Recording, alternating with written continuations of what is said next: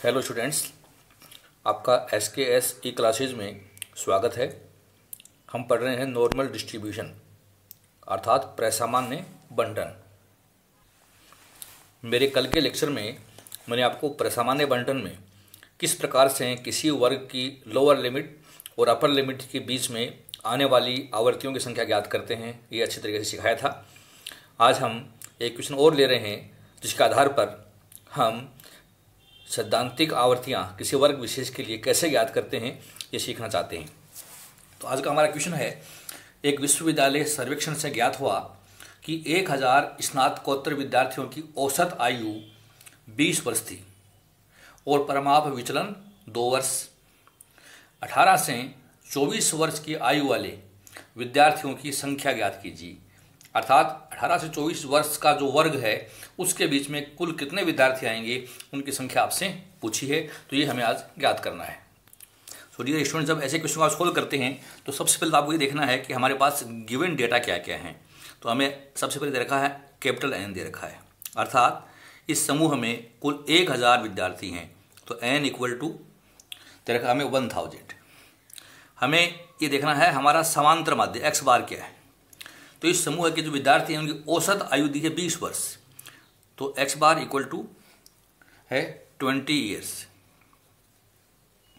हमें जरूरत पड़ेगी परिमाप विचलन की, और हमें दे रखा है इस समूह का परिमाप विचलन दे रखा है वो है 2 वर्ष है। Standard deviation equal to 2 years.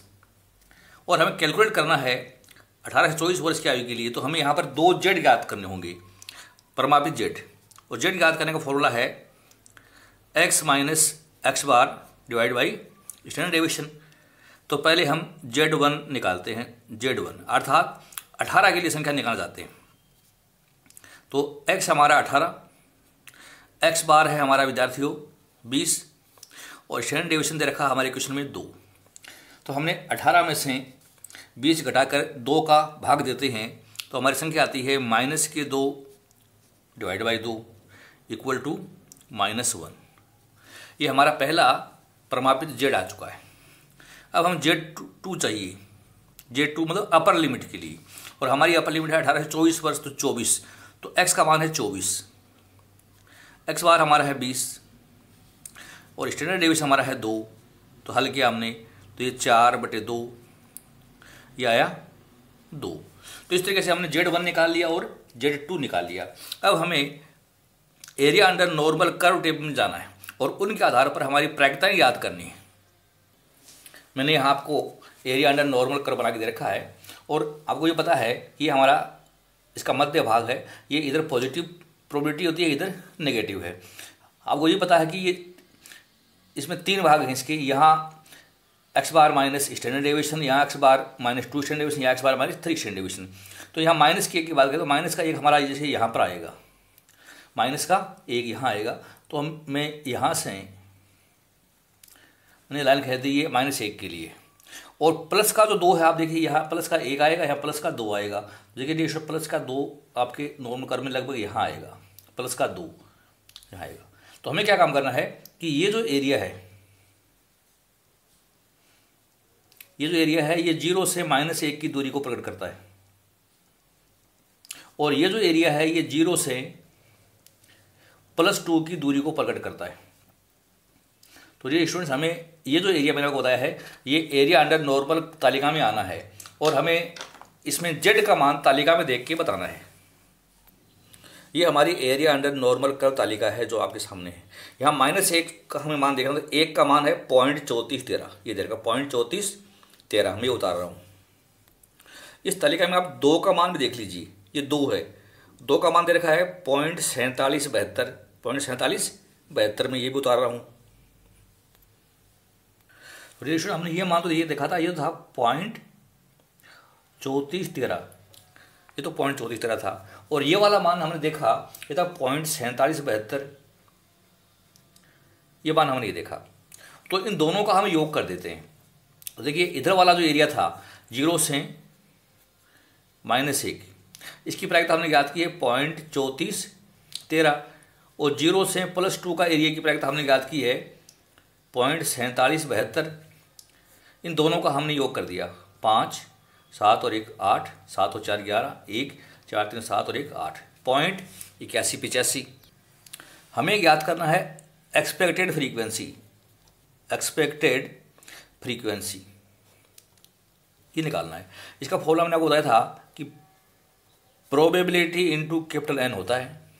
हमारी प्रोबेबिलिटी हमने ज्ञात की है 0.8185 और हमारा कैपिटल एन डियर स्टूडेंट्स आप देख रहे हैं 1000 है, तो मैं इसको 1000 से मल्टीप्लाई कर दिया। तो हमारी एक्सपेक्टेड फ्रीक्वेंसी अगर हम बात करें तो इसको 1000 से गुणा करते ही हमारी ये संख्या आ जाएगी,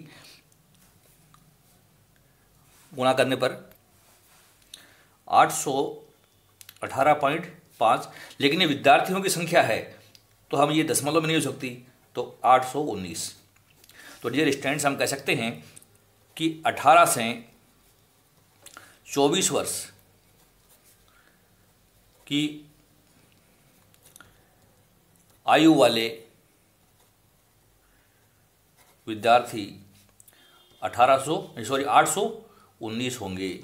ये हमारी संभावित आवृत्तियाँ हम इस प्रकार से निकाल सकते हैं। तो एक क्वेश्चन आपको और ले रहा हूँ, इसके आधार पर हम नॉर्मल डिस्ट्रीब्यूशन समझना चाहते हैं। एक क्वेश्चन लिया मैंने, 10,000 व्यक्तियों के समूह की आय प्रसामान्य रूप से बंटित पाई गई है, जिसका माध्य 750 रुपये तथा परमाप विचलन 50 रुपये था। सबसे अधिक 250 अमीरों में न्यूनतम आय क्या थी? हमें ये ज्ञात करना है। एक बार क्वेश्चन समझ लीजिए। The income of A group of 10,000 persons was found to be normally distributed with mean equal to ₹750 and standard deviation equal to ₹50. What was the lowest income among the richest 250? ये हमें calculate करना है। तो जी students, हमारे question के हिसाब से जो सूचनाएं हैं पहले हम वो छांटते हैं। हमें गिवन इन्फॉर्मेशन देखिए, एन बराबर आप देखिए क्या दे रखा है, 10,000 व्यक्ति हैं तो एन है हमारे सवाल में 10,000। हमें जरूरत पड़ेगी एक्स बार की। हमारा समांतर माध्य हमें दे रखा है 750 रुपये, तो ये 750 आवर समांतर माध्य हो गया। हमें जरूरत पड़ेगी स्टैंडर्ड डेविएशन की। स्टैंडर्ड डेविएशन हमें दे रखा है 50। तो बेसिक जो सूचनाएं नॉर्मल डिस्ट्रीब्यूशन चाहिए वो हमने छांट ली हैं।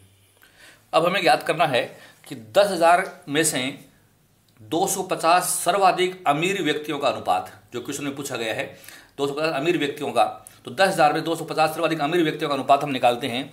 तो 250 व्यक्ति अमीर हैं 10,000 में से, तो हम इसको अनुपात में लिखें तो ये संख्या आ गई हमारी 0.025। ये अनुपात हमने निकाल लिया।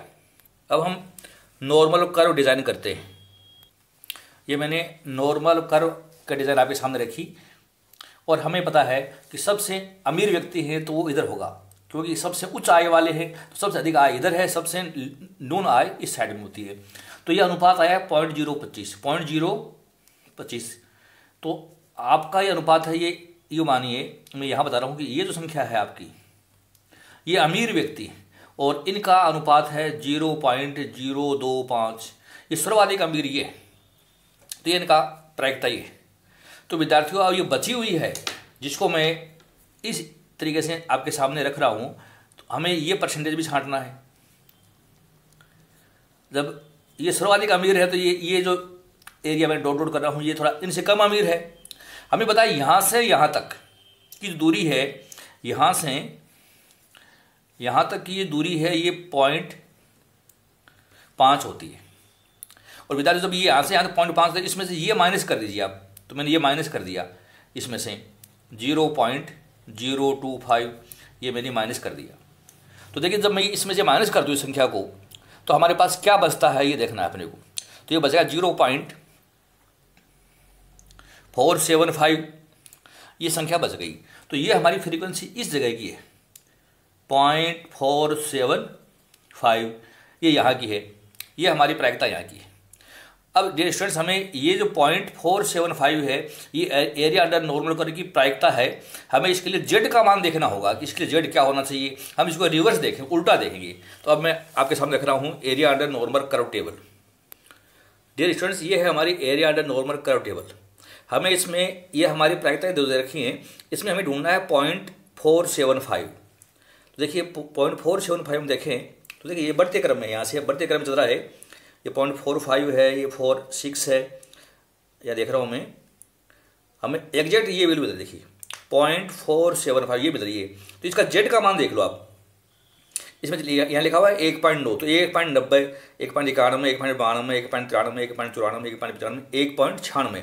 अच्छा ये मान 1.96 का आप देख रहे हैं, ऊपर 6 लिखा हुआ नहीं, तो 1.96 जेड का मान आ गया। तो हमने ये मान देखा, तो मैं लिख रहा हूँ 0.475 प्रायिकता को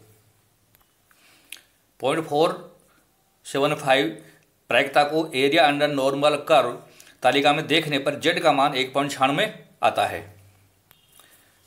अब हम जेड वाला सूत्र लगाते हैं। जेड इक्वल टू होता है x minus x bar upon standard deviation. तो डियर स्टूडेंट्स, आपने जेड का मान देख लिया, ये साइड में था तो प्लस का था ये, तो जेड का मान हमारा 1.96। हमें x पता नहीं है, एक्स बार हमारे क्वेश्चन में दे रखा है 750, स्टैंडर्ड डेविएशन दे रखा है 50। हमें इसको सोल्व करना है, तो सोल्व करें तो हमें 1.96 को वो गुणा करना है 50 से। तो ये मैं यहाँ लिख रहा हूँ 1.96 गुणा 50 बराबर है x माइनस 750 के। ये काम हमने कर लिया। तो हमने इनको जब गुणा किया तो ये संख्या आ गई हमारी 98।